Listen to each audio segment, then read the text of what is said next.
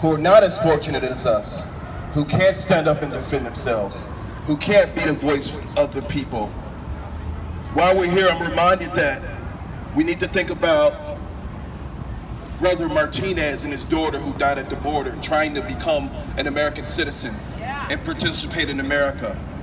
We have to be their voice. We have to remember their legacy and who they are. What about a lot of the folks who died overseas because America wants to participate in democracy but haven't done the right thing?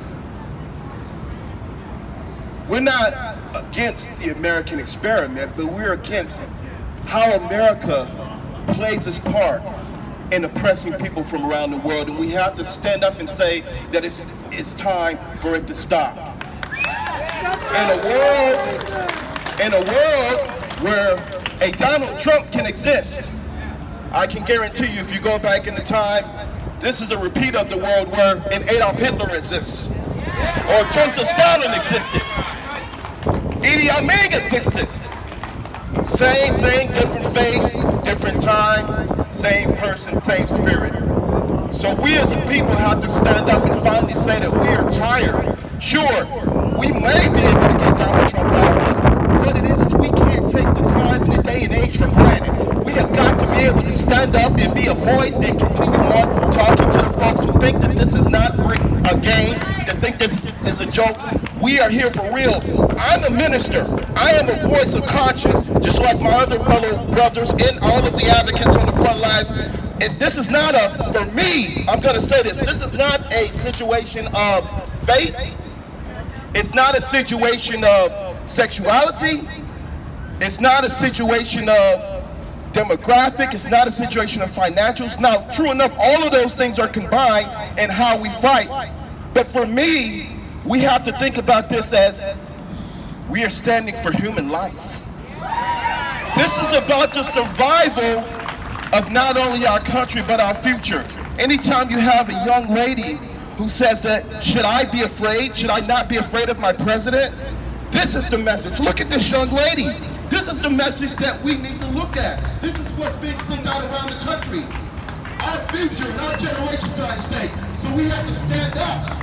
And we have to be able to be the voice of conscience. And we have to say to drop Donald Trump and the neocons of America in the world that it is time for you to stop oppressing us. It is time for you to stop brutalizing us. It is time for you to stop using your money to ostracize us. And most importantly, it is time for you to set aside your personal selfish goals, because many people have lost their lives, human lives. Today has to be a change. Thank you for those who are continue to stand. And the last two things that I'm going to say is, we as a people have to stand up against self-interest.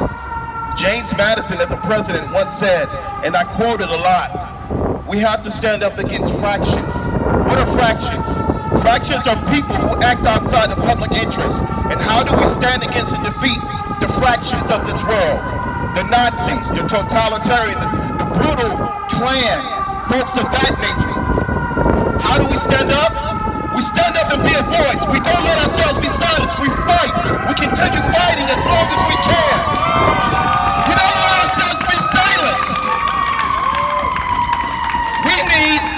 We need to stand behind organizations like Refuse Fascism and continue supporting those who are standing on the front lines of righteousness.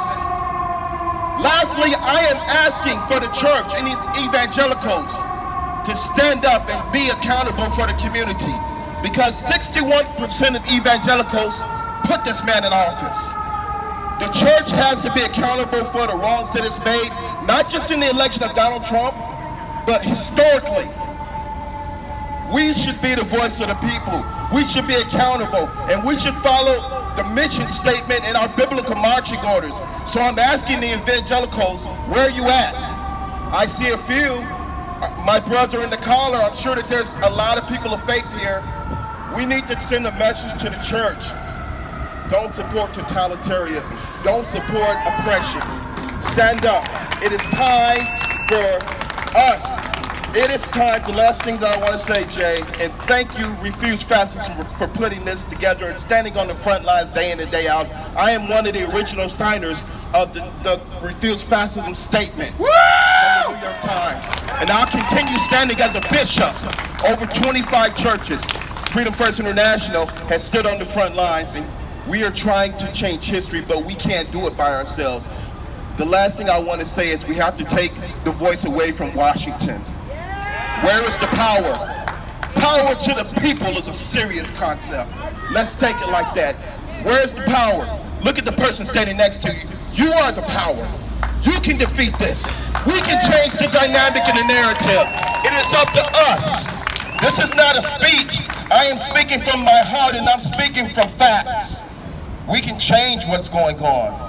And as we enter into a new day and age, we have to think about bringing justice to all the people of the world, to this nation, and don't forget about the ghettos. Amen. I appreciate you guys continue standing. Let's continue standing together. Bring back humanity. Thank you. I